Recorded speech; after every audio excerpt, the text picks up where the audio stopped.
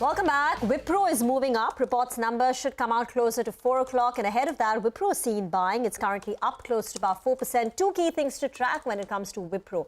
One, the margin expansion and the margin recovery trajectory over the medium term. So there won't be much margin recovery this quarter because there is a residual impact of the wage hike. But how do the margins get back to the company's guided band of 17 to 17.5% from the current 15%?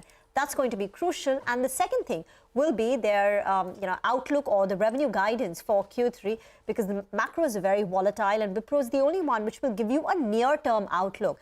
Infi, TCS, Infi has an annual guidance. TCS doesn't give you numbers. So Wipro is the only one where you can gauge the near-term revenue as well as demand picture with its Q3 guidance. HCL Tech is the other one. The stock still continuing to hold on to its 1.5% rally. Let's invite Sudip Bandopadhyay, the group chairman at Inditrade Capital, with us now. Sudip, thank you very much for joining in. Any thoughts on Wipro, HCL Tech? Should we expect good numbers based on what TCS had to report? Good afternoon. Well, I think, the way things are, we expect the numbers will be probably better than what we all are anticipating and what market is expecting. Yes, there will be a tail effect of the wage hike, which we will see in Wipro numbers. But overall, we are expecting a better margin performance as far as Wipro is concerned. HCL Tech, I think last few quarters have been pretty disappointing. And, the whole market, including us, have been waiting for the turnaround as far as HCL Tech numbers are concerned. We expect that to start from probably this quarter itself when they announce the results. And yes, absolutely right that near-term guidance given by Wipro will be a very good indication as to what's in store for them in the next few quarters. Overall, we are bullish as far as IT is concerned on medium to long term. Short term, there is volatility ahead, and we have to be a bit cautious. Okay, we have to be a bit cautious. Sudip, hi, good afternoon. What about a stock like Tata Elxsi? It comes out with its numbers on Friday, and it had a very strong Q1. It's in a niche space, so may not be as badly affected as its peers, perhaps. Would you buy this ahead of the numbers?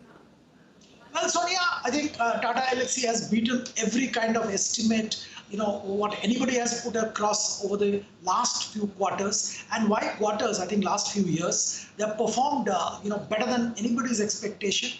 And probably they will continue to perform that way for some time. The only challenge as far as Tata Elxsi is concerned, I'm scared recommending a buy at Tata Elxsi at the kind of valuations at which it still quotes. And I will be a bit cautious, not taking away anything from the quality of management, quality of performance, but I will be a bit cautious as far as buying Tata Elxsi is concerned at these levels. Sudip, do you track Garden Reach Shipbuilders? Completely re-rated after the move in Mazgaon. Well, I think, I don't directly track Garden Reach Shipbuilders, but I do track Mazgaon. And we believe that overall this industry is going to go through a complete re-rating. And that's pretty much what we have been seeing happening. Also, remember, Defense Make in India gives a big boost as far as these shipyards, shipbuilding companies are concerned.